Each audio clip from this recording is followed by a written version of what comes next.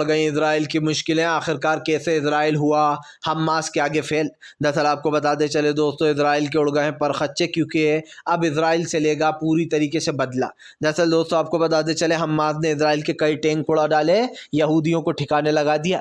यही नहीं दोस्तों, इसराइल के कई सैनिक भी ढेर हो गए। बताया जा रहा है बड़े पैमाने पर हमास ने यह हमला किया। हमास दोस्तों कहीं ना कहीं इसी फिराक में था कि वो इसराइल से अपना बदला लेगा। आपको बताते चले, इसराइल और हमास के बीच में जंग जारी है, लेकिन इस जंग के दौरान एक चीज़ हमें देखने को मिली जिसमें कहीं ना कहीं पूरी तरीके से फेल होता हुआ नजर आया इसराइल, क्योंकि इसराइल की मुश्किलें दोस्तों अब बढ़ चुकी हैं। हमास के हमलों के आगे इसराइल टिक नहीं पा रहा है। सबसे बड़ी बात यह है कि हमास और इसराइल के बीच की जो जंग है ये लगातार बढ़ती चली जा रही है। आपको बता दें, इस जंग को रोकने के लिए हूती विद्रोहियों ने एक और धमकी दे डाली। अब की बार हूती विद्रोहियों ने यूएई और सऊदी अरब को धमकी दी है।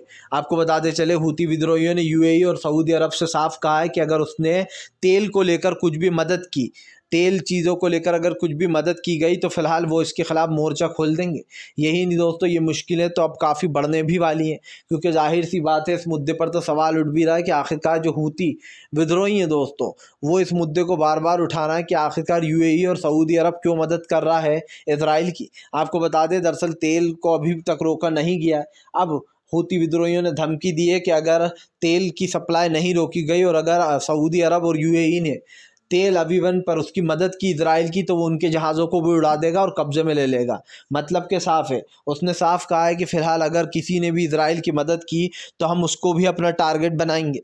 यही नहीं दोस्तों, यहाँ पर मुश्किलें बढ़ जाती हैं, क्योंकि एक चीज़ तो साफ़ हो जाती है, अब इस मैटर के ऊपर पूरी तरीके से इसराइल की नज़र, यहूदियों ख़ास करके इसराइल के ऊपर हूती विद्रोहियों की नज़र बनी हुई है। और हूती विद्रोहियों का ये फैसला दोस्तों कहीं ना कहीं सऊदी अरब और यूएई के लिए ख़तरनाक माना जा रहा है। आपको बताते चले, जहां एक तरफ हमास लगातार अपने अटैक पर जारी है, क्योंकि इसराइल रुक नहीं रहा, इसलिए हमास को भी दोस्तों अटैक करना पड़ रहा है।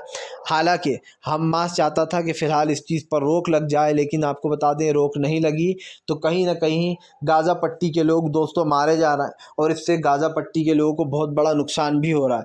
लेकिन आपको याद होगा, जब ये सबसे बड़ा हमला हुआ था तब हमने क्या कहा था? तब हमने कहा था कि फ़िलहाल ये जंग अब इतनी आसानी से रुकेगी नहीं, क्योंकि जाहिर सी बात है दोस्तों, फ़िलिस्तीनियों के घरों पर कब्ज़ा करना, उनकी हर एक चीज़ को कब्ज़े में ले लेना, उन्हें बेचारों को गाज़ा से निकालना, वेस्ट गाज़ा से निकालना, और धीरे धीरे कर कर कब्ज़े की ओर बढ़ता चला जा रहा है इसराइल।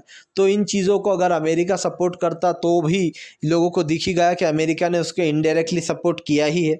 लेकिन अब अमेरिका ने खुद ही यहूदियों के आने पर बैन लगा दिया। अब अमेरिका का कहना है कि यहूदी यहाँ आकर उधम मचा रहे हैं, इसलिए हम जो है उन पर बैन लगाते हैं, उनके वीज़ा पर। अब अमेरिका नहीं आ पाएंगे दोस्तों यहूदी।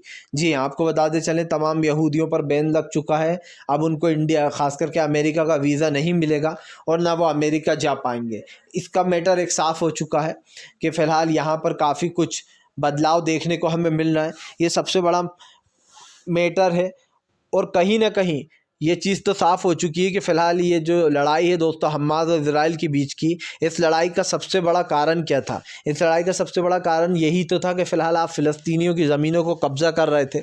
हमास से भी बर्दाश्त नहीं हुआ, उसने कई बार सोचा और फिर एक हमला कर ही डाला, जिसके बाद आपको बताते चले तस्वीर बदल गई और अब इतनी बड़ी जंग शुरू हुई है कि दोनों जगह के लोग मारे जा रहे हैं, चाहे वो इजराइल के हो या फ़िलिस्तीन के हो दोस्तों। लेकिन ये बात सच है कि फ़िलिस्तीनी ज़्यादा मारे जा रहे हैं बेचारे, और उनके ऊपर अत्याचार कर रहा है इसराइल। इसराइल को वैसे भी तुर्की ने कसाई बता दिया था कि फ़िलहाल ये कहीं ना कहीं कसाई है वहाँ का, गाज़ा का। अब देखना ये है दोस्तों कि इस मैटर के ऊपर तमाम ये जो बातें हो रही हैं, ये जो ख़ास करके दोस्तों हमने देख लिया कि फ़िलहाल तमाम तुर्की जो है बस वही खुल के सामने आ रहा है। तुर्की तो साफ साफ कह रहा है कि फ़िलहाल गाज़ा का कसाई है, और एक तरीके से अर्दोगान ने ये साफ कहा था नेतन्याहू के बारे में। लेकिन आपको बताते चले, अब जो जंग ने एक नया मोड़ ले लिया, जहाँ पर ये लोग पूरी तरीके से खुल के सामने आ गए। मतलब कि साफ हो चुका है कि इधर में वो, उधर में वो, और पूरी तरीके से गेम ओवर। अब देखना ये भी होगा कि आने वाले समय में क्या होने वाला है, क्योंकि मैं आपको बता दूं, फ़िलहाल तमाम चीज़ों के ऊपर हमारी नज़रें थीं और इस चीज़ों को कहीं ना कहीं रोकना भी चाहिए। तो अब देखना होगा कि आने वाले समय में क्या कुछ नया होगा, क्योंकि आपको बताते चलें फ़िलहाल बदलाव की ज़रूरत तो है, और कहीं ना कहीं ये मैटर बदलने भी वाला है। तो अब नए कारनामे, नई चीज़ों को देखने के लिए कम से कम इस चीज़ों पर गौर तो करना ही होगा दोस्तों।